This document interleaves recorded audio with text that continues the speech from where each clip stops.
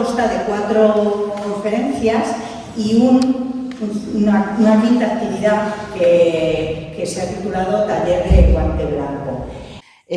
Las 4 conferencias son un poco calidoscópicas, cada una se presenta uno de estos elementos de los efémera, y me gustaría hacer especial hincapié en la última y en el taller para que entiendan un poco la composición. La última la va a impartir la persona que es la conservadora de fotografía del Museo del Prado, y justamente el lunes en el Museo del Prado se inauguró una de esas pequeñas exposiciones en las cuales se incorporaron por primera vez en sala en el Museo del Prado postales. Nosotros trabajamos con postales desde hace muchísimo tiempo, y el hecho ya de ver postales en una vitrina en el Museo del Prado nos muestra cómo esto que empezó a finales del siglo XX, básicamente en el mundo anglosajón, y poco a poco se fue asimilando en la cultura de estas instituciones, pues ya va teniendo peso. Y bueno, pues la comisaria de esa exposición va a ser la que va a cerrar este ciclo, que también está vinculada al grupo que tenemos en el Centro de Estudios de Castilla-La Mancha, Beatriz Sánchez Torija. Y finalmente el taller de Guante Blanco recibe su nombre porque antes los conservadores de museos y de las instituciones usábamos guantes de algodón blanco, pero hoy en día no se usan porque en realidad ahora sabemos que hacen más daño que preservan. Pero se ha seguido utilizando ese término cuando se hacen sesiones en las cuales se trabaja con materiales originales. Entonces vamos a hacer una sesión con materiales originales, y entonces la idea es mostrarlos, ojearlos, centrarnos en casos más concretos que lo que podamos desarrollar en estas conferencias. Aquí lo que pasa es que no podemos abrirlo a todo el mundo porque entonces, aunque vamos a traer muchísimos materiales de todo tipo, pues no podríamos poderlo llevar a cabo. Lo sentimos mucho, pero las cosas hay que ponerlas en su justa medida. Simplemente agradecerles la asistencia a este ciclo, y esperamos que las miradas a ciertas cosas que tienen en los cajones de sus casas pues sean diferentes, y también os les digo, agradecemos si alguien quiere donarlas al centro de estudios. Si quieren limpiar cajones o armarios, los agradecemos. Ahora mismo, antes de empezar, ya me han ofrecido unas colecciones y bienvenidas sean. Muchas gracias y espero que les guste.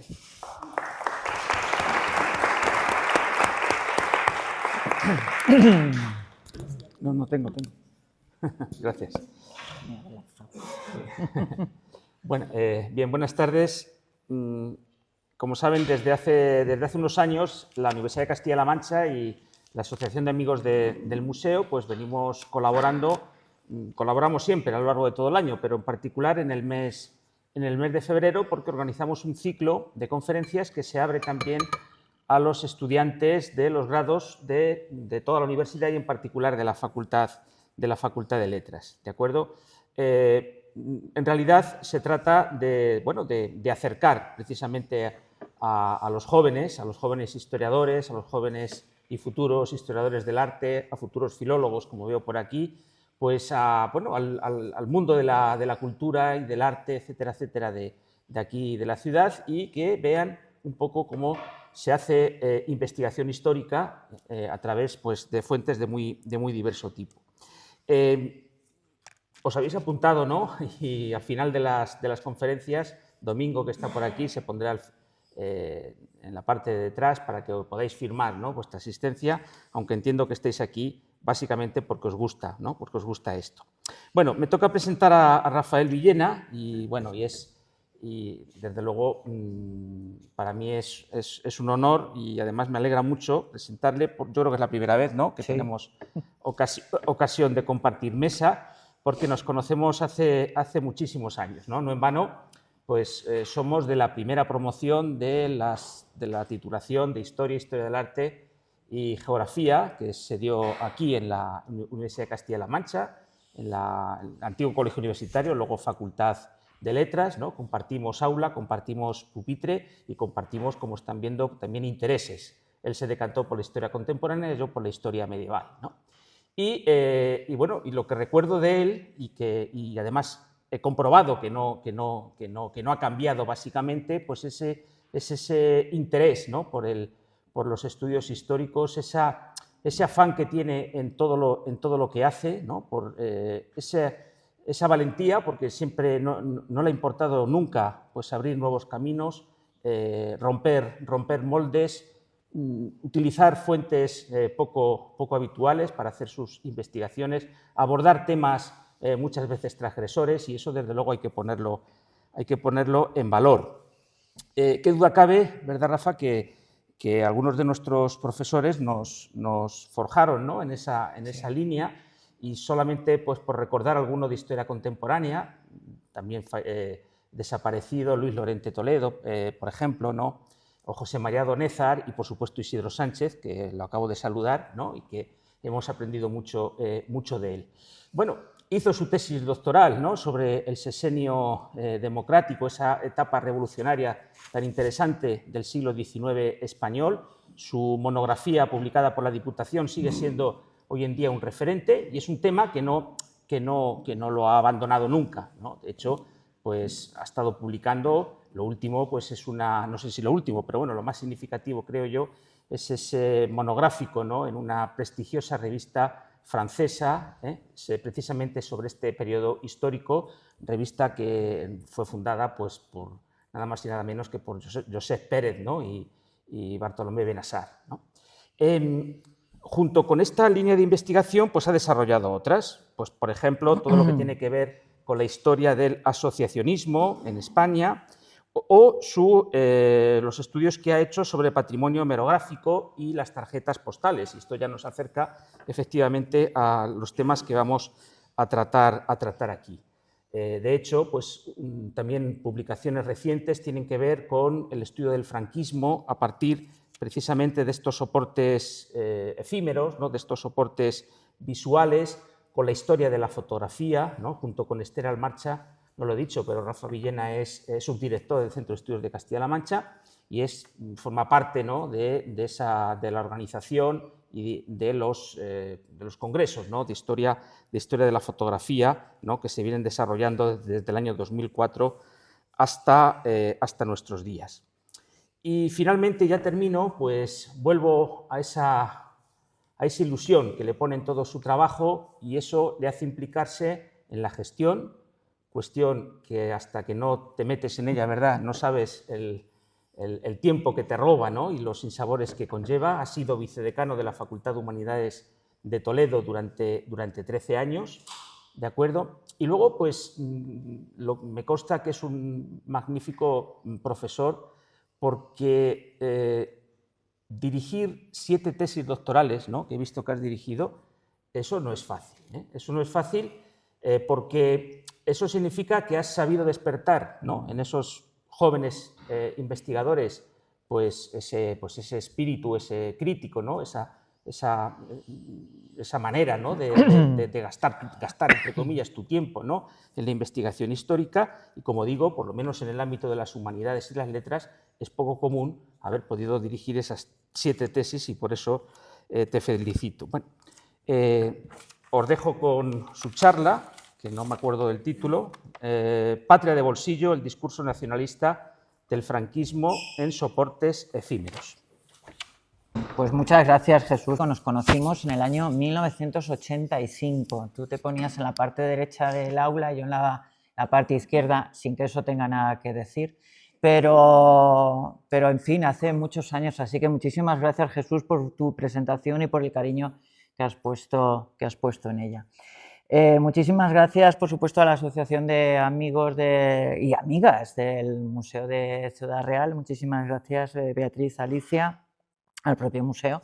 Y bueno, pues muchísimas gracias al Centro de Estudios de Castilla-La Mancha, Esther, que está detrás también de esta iniciativa. La verdad es que estoy un poco nervioso, más de lo normal, porque hace mucho que no hablo yo en Ciudad Real, que es donde me eduqué, donde me formé, y ante amigos, que a veces es más complicado que hablar ante desconocidos. Bueno, espero no aburrirles. Yo creo que algo de interés tendrá mi propuesta, que va a ser en parte transgresora, no tanto, pero sí vamos a empezar un poco fuerte.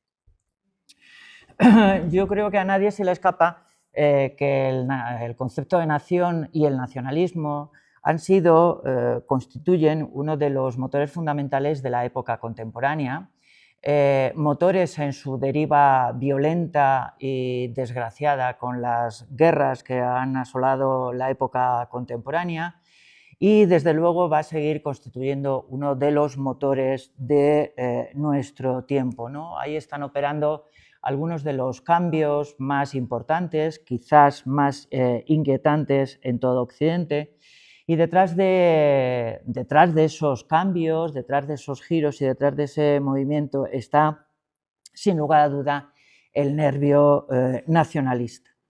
El nervio nacionalista está, por supuesto, en la alta política, está en las jefaturas de Estado, o está en quienes pretenden ser jefes y jefas de Estado, pero la idea de nación y el nacionalismo en sí está también en nuestra vida cotidiana. Está en las manifestaciones con signos de identidad, está en las manifestaciones como signos de reafirmación o de oposición a otros, y está indudablemente presente en nuestros días. La idea de la nación y la idea de la ideología o la fuerza de la ideología que sostiene a esta nación ha preocupado a los expertos, a distintos científicos sociales, a distintos historiadores que se han ocupado sobre esta cuestión desde hace tiempo y que han dado lugar a algunas expresiones bastante afortunadas, como esas comunidades imaginadas, que es como llamó Benedict Anderson al nacionalismo, o Erich Hobsbawm, esa invención de la tradición sobre la que se asientan, ¿no? Otros autores, bueno, han subrayado, por ejemplo, el éxito sociológico, es decir, la capacidad de que la idea de nación sea capaz de aunar, la posibilidad de que sea capaz de aunar muchas personas detrás de ello, ¿no? Pero además de esos conceptos rotundos y grandilocuentes, en los últimos años los historiadores y los sociólogos se han empezado a fijar en un perfil diferente de ese nacionalismo que han denominado nacionalismo banal. Banal es un concepto aplicado al nacionalismo que le debemos a Michael Billing, desde que publicó ese libro con ese título, Nacionalismo Banal, y que apunta a la idea de un nacionalismo y de un concepto de nación que se transmite sobre soportes inadvertidos y sobre soportes cotidianos. No es el nacionalismo de los discursos de Trump, pero sí es la bandera norteamericana que todos los ciudadanos, casi todos o muchos ciudadanos norteamericanos tienen en sus casas, ¿no? En soportes cotidianos del día a día que pasan prácticamente desapercibidos ante nuestros ojos, y desde luego ese nervio nacionalista está, por ejemplo, muy presente en las celebraciones deportivas, ¿no? Donde se alzan cientos o miles de banderas que hacen referencia, lógicamente, a la nación. Bueno, también la idea de nación ha preocupado a los historiadores españoles, a los historiadores y a las historiadoras. Se han fijado en si ha habido o no ha habido realmente un concepto de nación en España, si esa idea de nación ha tenido éxito o no ha tenido éxito, y sobre todo, o en parte, si la nación española ha estado en competencia con otras naciones dentro del territorio. Inicialmente, quienes se acercaron a estudiar esto, pues se fijaron en el siglo XIX, cuando se construye la nación española como tal, que evidentemente no se remonta a la época de los Reyes Católicos, que es una construcción, que es un relato muy contemporáneo, o se fijaron inicialmente en la competencia que podía haber entre el nacionalismo español y el nacionalismo periférico, el catalán, el vasco, etc. Por lo tanto, inicialmente el siglo XIX fue el centro de atención de estos historiadores, ¿no? El libro, por ejemplo, de Álvarez Junco es fundamental, otros nombres como los de Juan Pablo Fusi o de Blas, Morales, en fin, son referentes en todos aquellos que nos hemos acercado al estudio de este problema histórico, ¿no? Pero también en España han empezado a crecer en los últimos años los estudios desde esa perspectiva del nacionalismo banal, desde esa perspectiva del nacionalismo cotidiano con el que nos enfrentamos día a día en elementos que pueden pasar más inadvertidos. Pues bien, este es el marco teórico en el que se han movido mis investigaciones en los últimos años, en los proyectos de investigación en los que he participado junto, por ejemplo, a la profesora Esther Almarcha. Y es precisamente ahí donde quiero situarme, ¿no? En esa perspectiva de un nacionalismo más inadvertido, de un nacionalismo banal.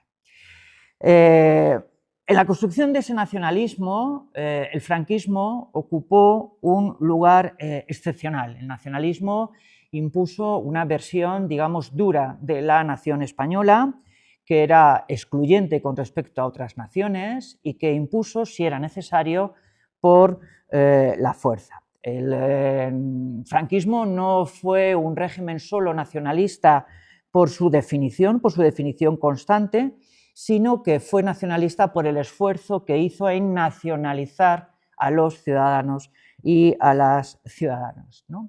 Y en ese esfuerzo nacionalizador de la dictadura, en ese esfuerzo nacionalizador del franquismo, cobró una enorme importancia la imagen de la patria en pequeño, porque se reproducía en pequeños soportes, en pequeños formatos.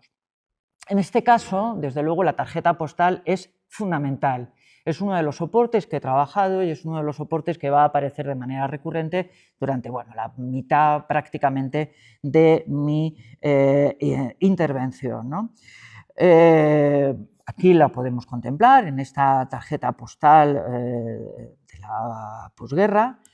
En esta otra, donde además hay una identificación con la expresión máxima de los nacionalismos a principios de los años 40, en el contexto en el que se gestó la dictadura, pero la idea visual de España y la noción de España no necesariamente tenía que ser tan rotunda, tan directa, como la que hemos visto en las dos anteriores diapositivas con esos, comillas, padres de la patria, ¿no?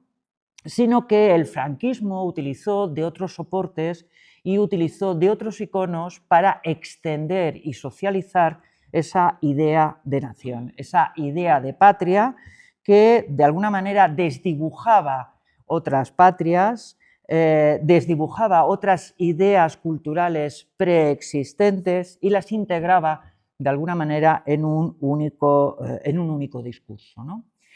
El traje típico, el traje regional, cobra en este contexto una gran utilidad como herramienta, una gran utilidad como icono que se transmite pues en millones de estas cartulinas, en millones de estas tarjetas postales que seguro que han pasado por las manos de muchos de nosotros, y donde se difunde la identidad regional para pasar a ser una identidad nacional.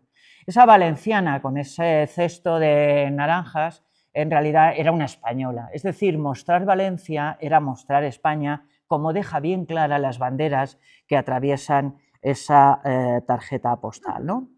Una tarjeta postal que, por cierto, pone también el foco en un elemento que ha sido fundamental para nuestro trabajo, que es el fomento del turismo, y que, desde luego, fue uno de los pilares económicos, sociales y culturales del franquismo, ¿no? En efecto, en torno al turismo se van a publicar un montón de folletos que constituyen otra de esas herramientas, otra de esas fuentes raras que utilizamos en este equipo de investigación y que no nos remiten al archivo y al documento más tradicional, sino a unos soportes pues mucho más efímeros, mucho más frágiles, pero indudablemente muy importantes para nuestro trabajo, al menos eso pensamos, ¿no?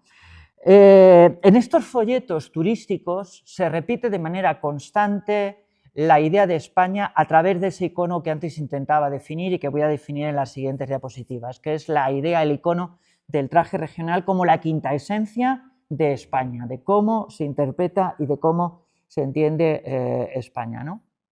Bueno, antes de nada, una precisión, digamos, técnica y metodológica. ¿Qué es un folleto? Bueno, un folleto es una publicación, acudo a la definición de la UNESCO, es una publicación que no es periódica, por lo tanto no es una revista, no es un diario, con una extensión inferior a 49 páginas, por lo tanto no es un libro, es algo, vamos a decir, pequeño, e independientemente de que constituyan series entre sí. De hecho, yo voy a ir proyectando imágenes de folletos que constituyen series por su emisor, ¿no?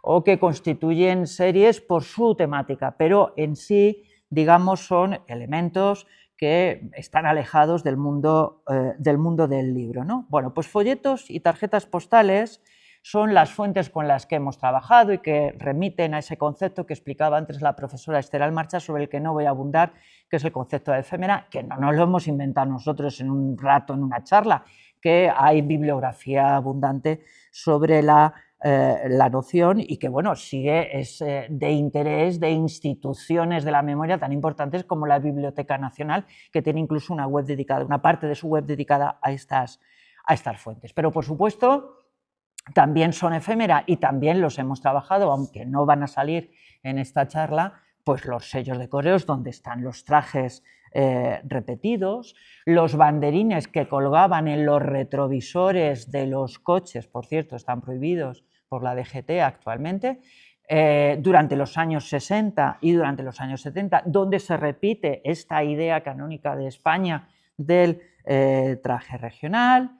También están presentes en las vitolas de los puros, que aparecían en las cajas de madera al fondo o que aparecían alrededor del propio cigarro, en las barajas, donde las barajas de familias podían ser de trajes regionales, en las fundas de los discos de vinilo, ahora que tan de moda se han vuelto a poner los discos de vinilo, bueno, pues en esas fundas aquí vemos las jotas de todo tipo, en los calendarios de bolsillo que se regalaban y que circulaban por millones. Ahora ya nadie lleva un calendario, pero antes, cuando no había móviles, pues sí.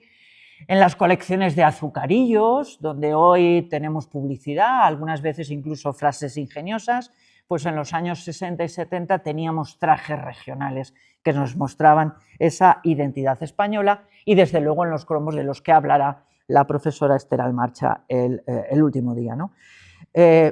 Todos estos soportes pasaron por millones de personas, millones de veces, y todos ellos transmitieron ideas determinadas que pasan casi sin darnos cuenta, pero que quedan en nuestro subconsciente, en el subconsciente, digamos, colectivo. Esta es precisamente la idea de una nación banal.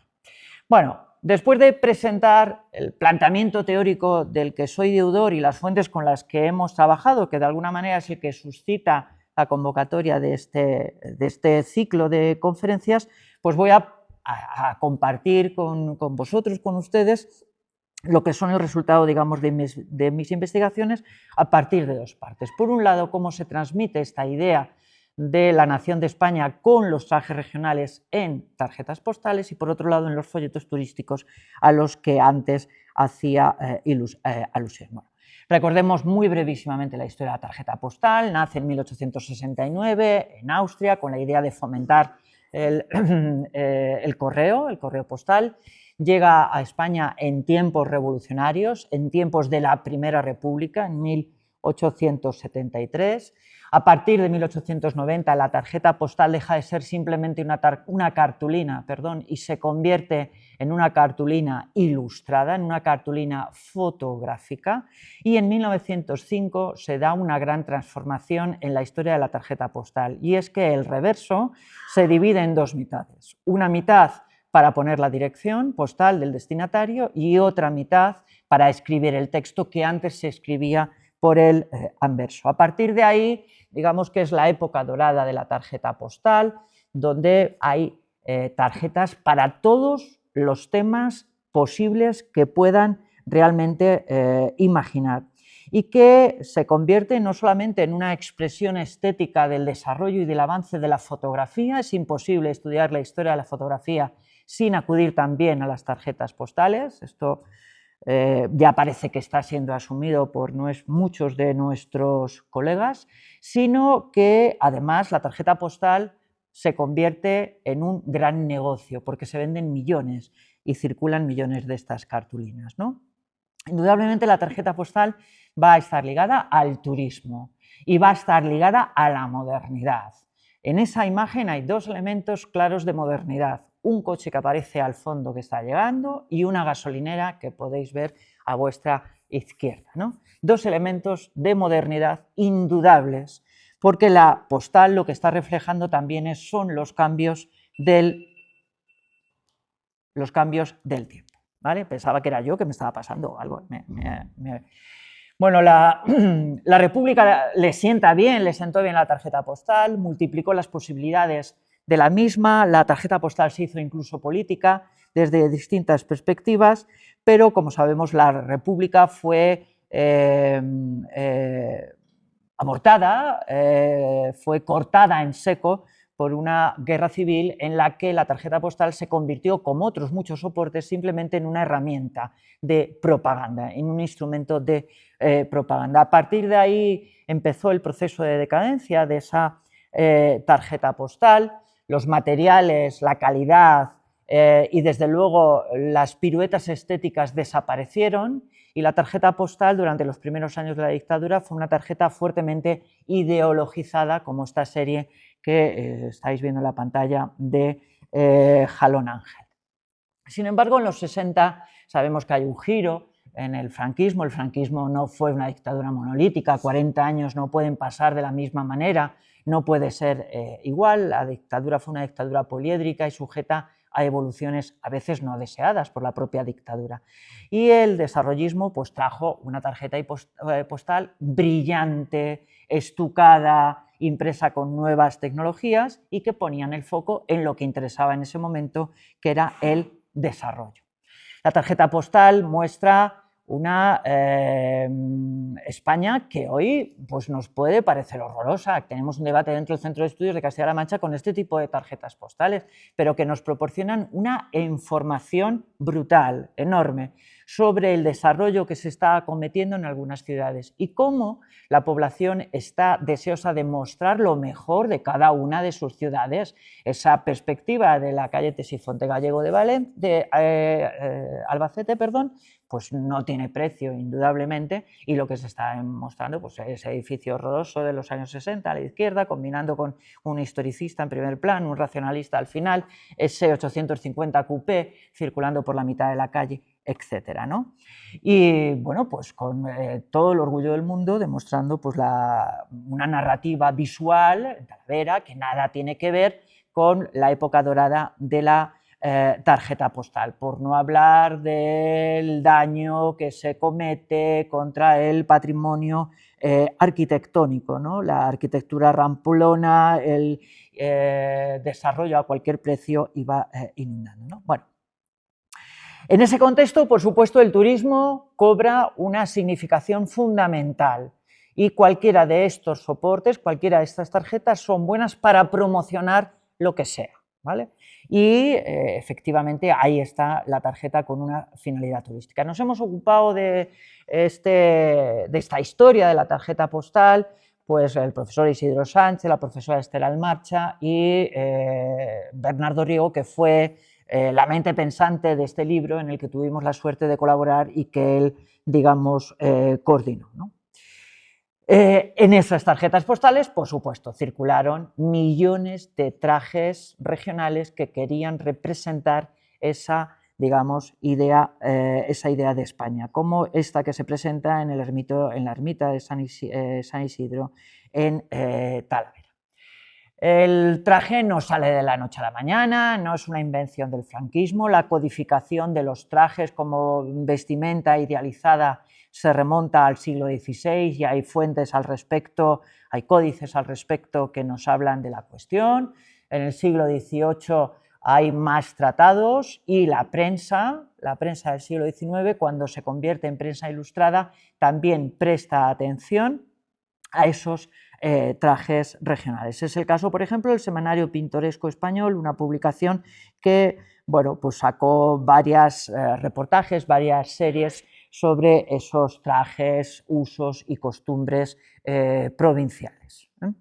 En esa codificación de cómo era el traje regional, de cómo debía ser el ideal del traje regional, tuvo una enorme importancia uno de los padres de la fotografía española, Jean Lauren, que sin lugar a dudas contribuyó a fijar la idea visual de ese traje regional. También lo hizo Romo y Fussell a finales de los años 19 y principios de finales del siglo XIX, quería decir, y principios de los años 20, ¿no?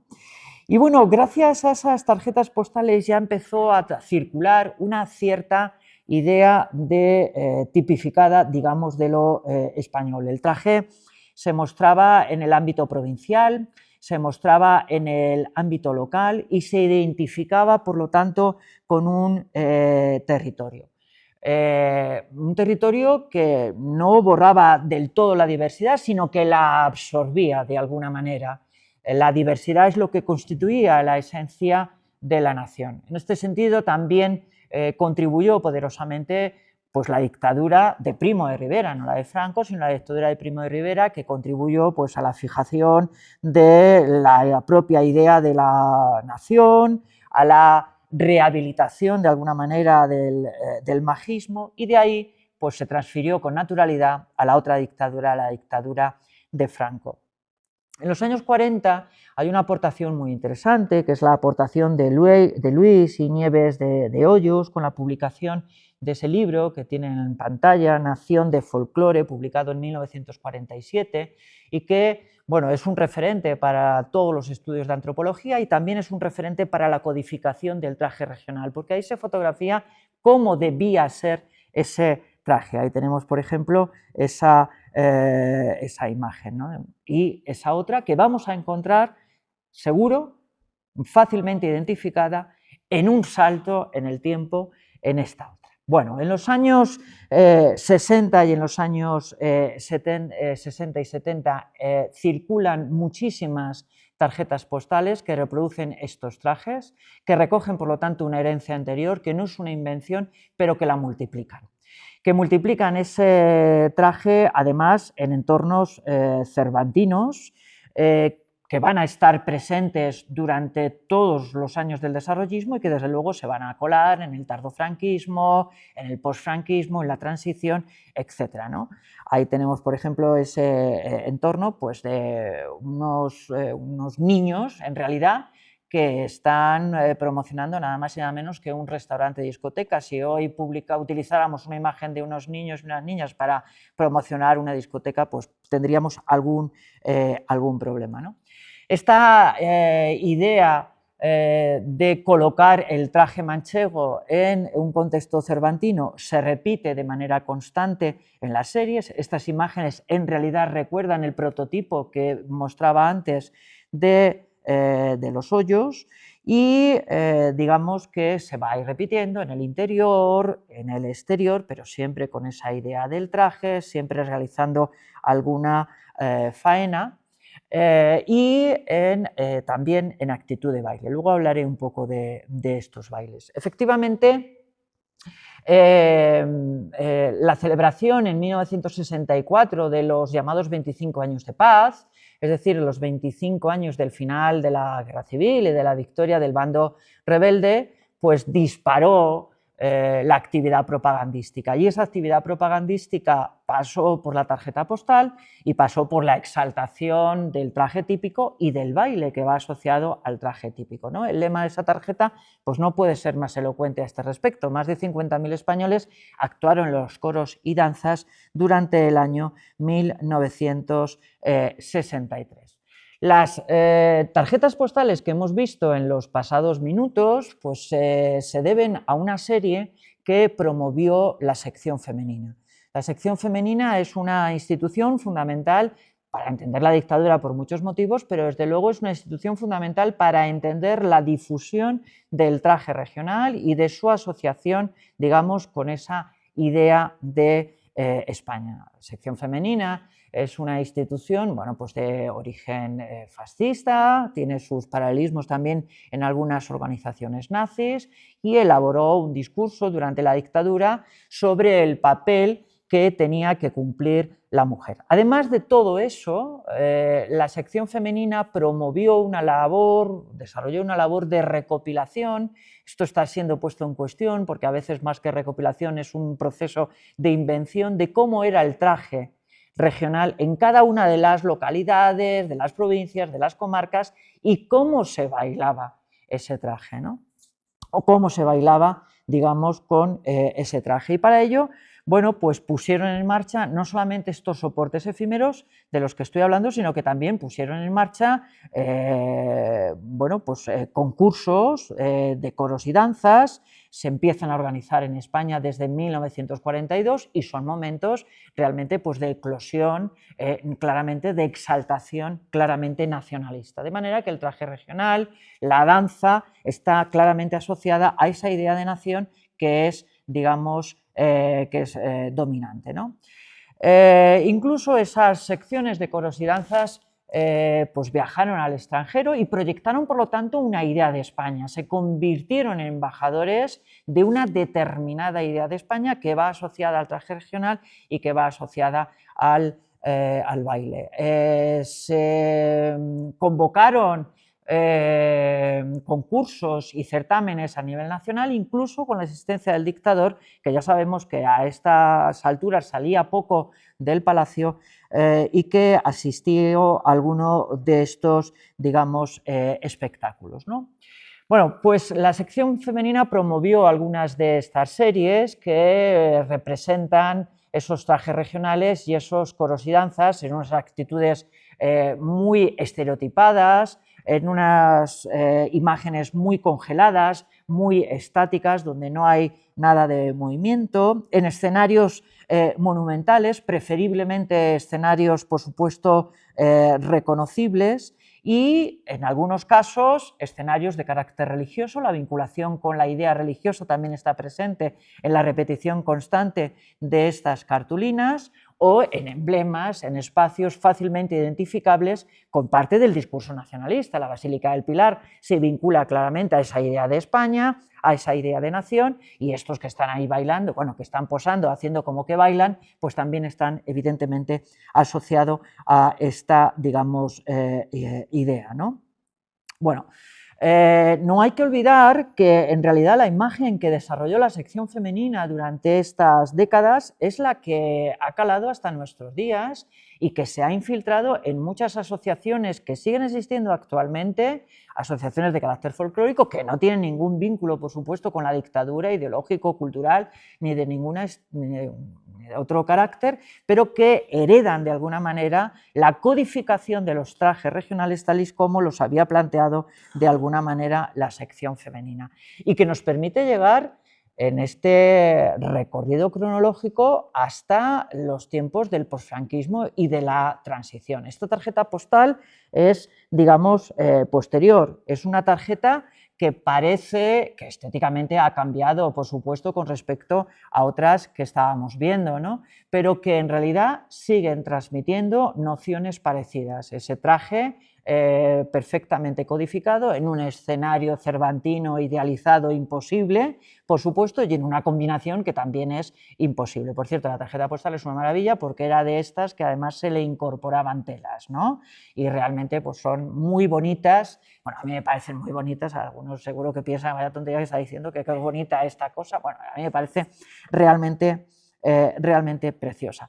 Y llegan hasta ahí. Yo ya no he pasado del posfranquismo, he llegado en realidad hasta mediados de los años 70 en la recopilación de mis fuentes, pero bueno, luego he visto otros materiales y efectivamente ahí sigue estando el traje y ahí sigue estando una cierta idea de España a través de la identidad regional y a través, digamos, del traje. Bueno, ese ha sido uno de los argumentos que he desarrollado en algunos trabajos que he podido publicar, en algunas charlas que he podido dar. La otra línea sigue en realidad en la misma perspectiva, buscando los mismos objetivos, pero cambio de fuente. Y a partir de ahora, pues lo que voy a utilizar son folletos turísticos de los que se imprimían y repartían de manera gratuita a través de los distintos organismos, ¿no? Estos folletos para promover el turismo, para dar a conocer una parte de España o para dar a conocer España entera a los extranjeros, no son, por supuesto, una novedad de la dictadura franquista. En realidad es una herramienta de publicidad, de promoción turística que se remonta a los años 20 y a los años 30 a otras instituciones que están vinculadas con la monarquía y con la dictadura de Primo de Rivera, pero en cualquier caso son documentos para llevar en el bolsillo. Por eso, cuando se lleva esto en el bolsillo, no solamente se lleva un trozo de papel, una cartulina, se lleva una cierta idea de España, o una cierta idea de Canarias, o una cierta idea del norte de España, ¿no? Y por eso el título, digamos, de mi charla, de Patria o Nación de Bolsillo. Folletos y soportes que están pensados tanto para el viajero, para el turista internacional que empieza a llegar y que empieza a traer dinero, pero también para el turista nacional que empieza a moverse dentro de la propia España. Así que hay un discurso que en realidad, y esto lo ha estudiado el profesor López Torán, que vendrá también a este ciclo, aunque en realidad no hay grandes diferencias en los contenidos entre los textos publicados, los folletos publicados en alemán, en inglés, en francés y los que se publicaban en español. Hay algunos matices, es verdad, pero no hay, digamos, grandes diferencias, ¿no? Bueno, en uno de estos documentos, este es en realidad más que un folleto, es un libro, se puede leer esto, es una de las dos únicas citas que traigo a esta conferencia, que yo creo que es bastante revelador de lo que estoy intentando contar y de lo que realmente vamos a encontrar en estos soportes. España es una unidad compuesta de muy particulares diversidades, evidentemente la negrita la he puesto yo. Ni el paisaje español es uno, ni sus habitantes están hechos con el mismo molde. Encontrará usted distintas caras de un mismo prisma. Las caras son las regiones y las comarcas, con sus virtudes y sus manías típicas. Incluso los idiomas, 1964. Además del castellano, que es el oficial y que se emplea en todo el territorio nacional, se hablan en sus regiones el catalán, el vascuence y el gallego. Yo creo que es un texto realmente revelador. Un texto que está en un librito que es maravilloso, se llama España para usted, publicado en 1964, es decir, en el año de los 25 años del final de la dictadura, de los llamados por el régimen 25 años de paz, y publicado por la Subsecretaría de Turismo. Bueno, a la hora de producir estos folletos fueron varias las instituciones que se pusieron, digamos, en marcha. Y a partir de estas instituciones es como voy a articular los siguientes minutos de esta charla, ¿vale? Tras la Guerra Civil se, articuló la Dirección General de Turismo, que intensificó de manera clara la propaganda turística. No es cierto que durante la guerra se interrumpiera completamente el turismo. La profesora Almarcha ha estudiado las rutas de guerra que se desarrollaron durante la contienda. No se interrumpió completamente, pero es verdad que después de la guerra evidentemente se intensificó. Y recogiendo la experiencia de otra institución, del Patronato Nacional de Turismo, se empezaron a editar folletos en los que vuelve a estar de manera recurrente el traje regional y los hombres o las mujeres, hombres y mujeres. Hubo algunos años que no podían bailar juntos, luego se innovó y ya les dejaron bailar juntos en esos coros y danzas que organizaba la sección femenina, ¿no? Bueno, podemos empezar a ver folletos de estos y podemos ir viendo cómo evolucionan estéticamente, cómo evolucionan en su concepto, pero cómo sigue estando el traje de una manera recurrente y permanente. Podemos empezar con este folleto de los años 40, vertical, que tenía 12 páginas, y vemos a la izquierda una imagen de una mallorquina recogiendo fruta, por supuesto con el velo de ganchillo, que es lo típico para ir, es lo más apropiado para ir a recoger fruta, ¿verdad? Y a la derecha, pues un hombre y una mujer que están bailando en mitad del campo, pues para celebrar que están felices y que están contentos. Es decir, es una codificación totalmente del traje, pero España se presenta así. Se presenta en el anverso y en el reverso de ese folleto con dos imágenes de trajes regionales. En el interior podemos ver nuevamente esos trajes, el texto es muy abundante, la imagen es todavía muy pequeña, ¿eh? Ahí tenemos esas 3 falleras que contrastan, digamos, de manera viva con esos paisanos que también representan esa España típica de alguna manera, ¿no? Y, por supuesto, hay una imagen dominante en todas ellas, que es la imagen de la sevillana. En realidad, Andalucía, y en concreto Sevilla, es la transmutación de toda España. Decir Sevilla es decir España, decir Andalucía es decir España, y vale lo mismo pues, para juntarlo con el Quijote, como lo veíamos antes en esa postal ya de finales de los años 60, perdón, de los años 70, ¿no? El exterior del folleto de este folleto permite documentar quiénes fueron los fotógrafos. Esto no siempre pasa, no siempre somos tan afortunados de saber quiénes hicieron las fotografías de cada uno de los folletos, a veces nos ha pasado, y ahí encontramos algunos de los mejores fotógrafos de la época, es decir, no se vayan ustedes a pensar que estaban tirando de fotógrafos de segunda. En realidad, se había ido construyendo desde los años 20 y desde los años 30 un gran archivo fotográfico que se fue reutilizando, ahora veremos un ejemplo de esta reutilización, y los organismos al servicio del turismo contrataban a los mejores fotógrafos que en ese momento había en España, como puede ser Kindle, como puede ser el Archivo Más, Müller, etcétera, ¿no? Algunos de los grandes fotógrafos. A veces estos folletos nos dan datos sobre la impresión, ahí tenemos Hueco Grabado Arte Bilbao, una de las grandes empresas de impresión en estos momentos en España, y bueno, pues por supuesto el texto, del que yo no estoy hablando, pero el análisis de los textos conlleva la confirmación de las tesis visuales que yo estoy transmitiendo hoy porque me he centrado en la imagen, ¿no? A la belleza de las ciudades andaluzas al añadirse el garbo y hermosura de sus mujeres, ¿no?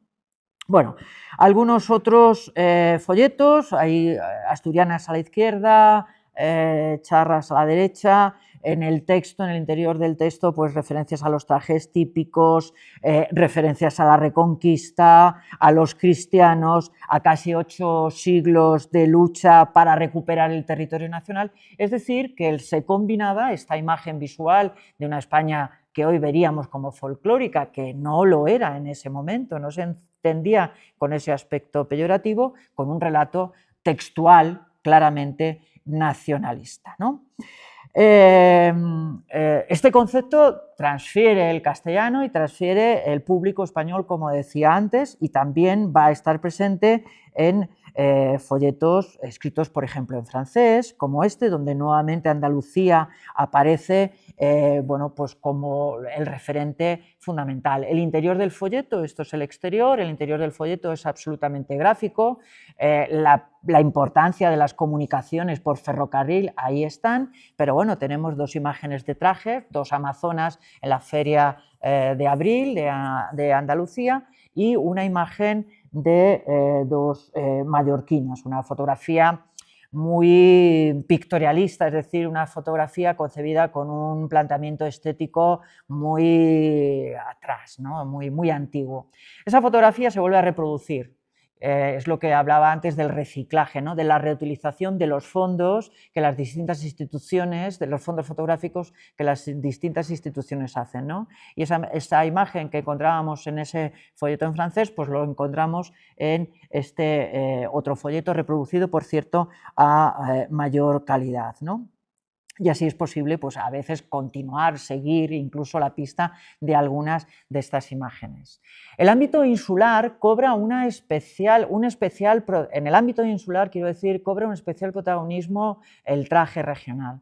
Todos los folletos que yo he podido manejar en el ámbito insular tienen representación de ese traje regional. Ahí hay un ejemplo de Santa Cruz de Tenerife, pero no lo podemos encontrar. Bueno, hay el interior bailando con la vista de la panorámica de la localidad, pero no lo podemos encontrar también en la isla de La Palma. El formato es diferente, pero el concepto fotográfico, visual y el concepto de esa idea de nación que quieren transmitir está igualmente presente, ¿no? Por cierto, en el folleto se dice que el traje, que La Palma tenía su traje típico, particular y distinto al de los demás pueblos. También tiene la isla gran riqueza en canciones y bailes típicos. Bueno, esa es un poco la idea. Y el traje está por estar hasta en San Lorenzo del Escorial, donde quizá lo que podemos pensar es que vamos a encontrarnos otras cosas, pero bueno, tenemos una romería y ahí tenemos también el traje. En La Coruña, una imagen, digamos, similar, y también, por supuesto, otros planteamientos estéticos. No todos los folletos se editaron en blanco y negro, hay una serie muy interesante editada en color, ahí traigo algunas portadas. Esta serie se edita hacia 1945 y cuentan con las ilustraciones de uno de los grandes de la historia de la ilustración española, que no es otro que Josep Morell, que falleció muy pronto, pero que sin embargo sus imágenes aparecen durante bastante tiempo de la dictadura, en la década de los 50 desde luego, y hasta los años 60 en soportes publicitarios. Vuelvo a insistir en que estamos hablando de fotógrafos y de grafistas de primera línea, no es un subproducto, es un producto que están cuidando claramente. El interior de estos folletos yo creo que son de mayor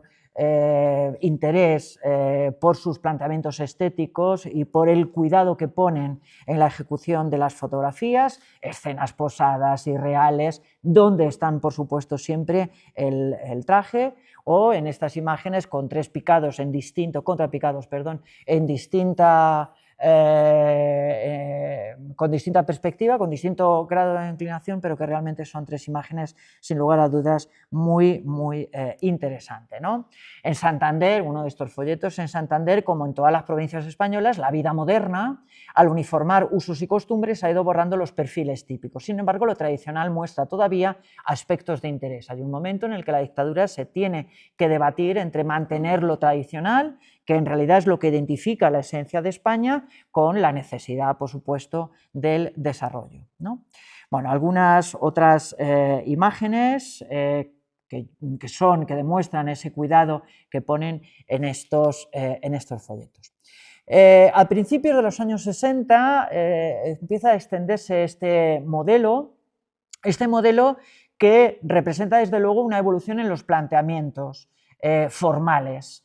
Esa evolución en los planteamientos formales está claro al combinar la imagen fotográfica con el dibujo.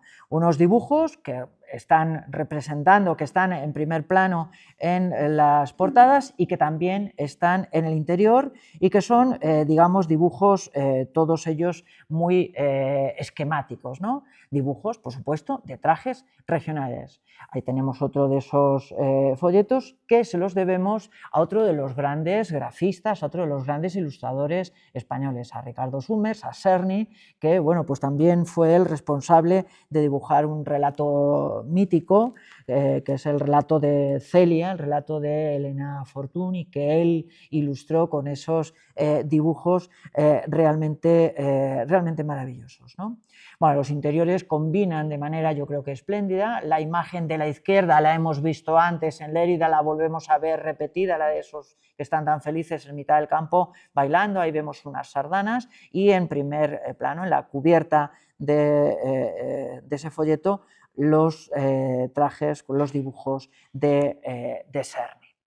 Si el Estado despliega toda su maquinaria para promover el turismo a través de estos folletos, no van a ser menos las entidades provinciales. Las provincias también se ponen al servicio del turismo, ahora es cuando aparece la imagen de Lérida con esos dos bailarines, y las juntas provinciales que se habían creado antes, se habían creado en 1928, las Juntas Provinciales de Turismo se reactivan a partir de los años 40 para promover en cada una de las provincias la actividad turística. Y por supuesto también ellas, las juntas, se pusieron a editar estos folletos, ¿no?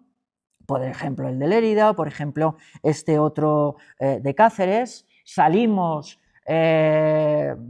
No salimos del traje regional, pero sí salimos de la capital de provincia. Hay folletos dedicados a localidades que pueden tener un especial, digamos, interés turístico, y nuevamente en portada la representación del traje con el fondo religioso, Y bueno, pues este otro, por ejemplo, de Ciudad Rodrigo, la imagen de la izquierda me parece de las mejores que he podido mostrar, una fotografía que debemos a Kindle, uno de los grandes fotógrafos. En los años 50, pues las juntas provinciales siguen haciendo folletos de este tipo, con imágenes muy congeladas, muy estereotipadas y que reproducen ese traje regional.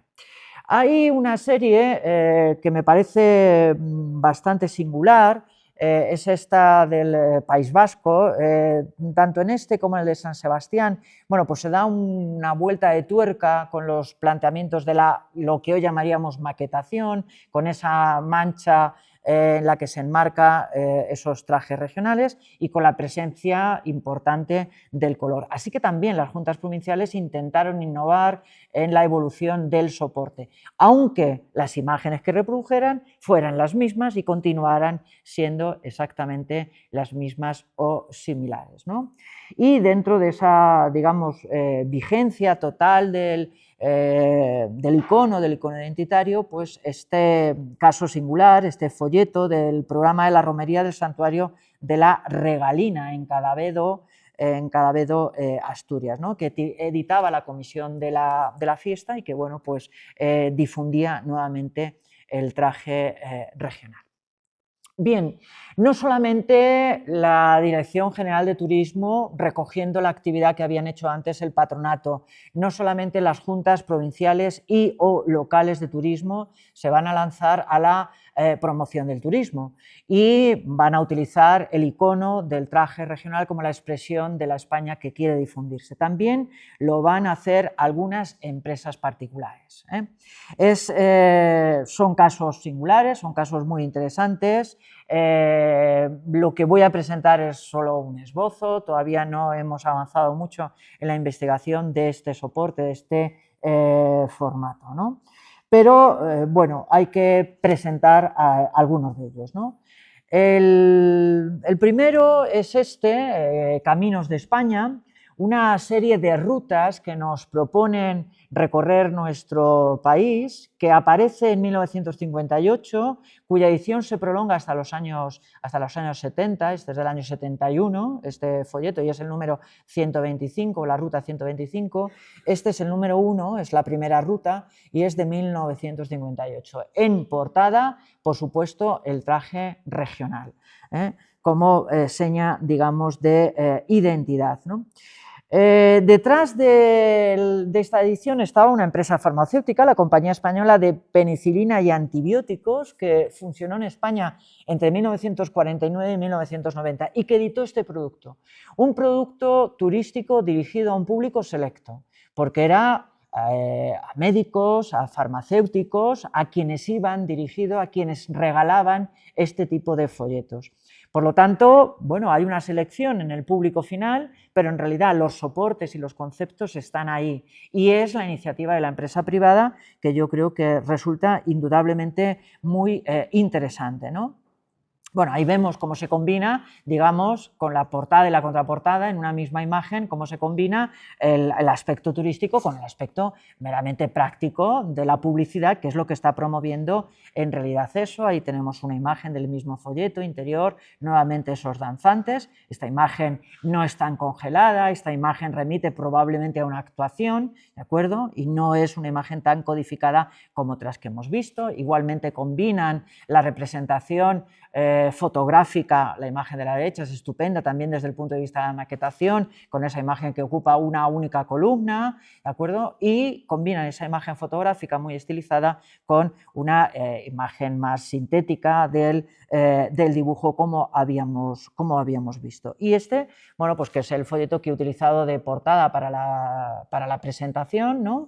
Y que es la primera ruta que proponen sobre Badajoz, lo mismo, portada con la presencia de los trajes regionales y contraportada pues, con la publicidad y con una imagen moderna, con ese Gordini ahí circulando, típico de los años 60. Otra empresa que se lanza privada a la promoción del turismo español utilizando soportes identitarios fue Iberia. Iberia propone una serie de rutas nacionales, como las que pueden ver en ese en ese mapa y edita unos folletos a todo color proponiendo rutas de España que se pueden hacer en avión. Estos folletos empiezan a lanzarse en 1960 y duran un poco tiempo, no demasiado. Y en esos folletos volvemos a encontrar nuevamente esa identidad del traje, bien dibujada en la portada, en la imagen superior, o bien fotografiada en las imágenes inferiores. Y finalmente, pues, Arofarma, que sería, digamos, el tercer ejemplo que yo traigo hoy, que traigo hoy aquí a esta conferencia, ¿no?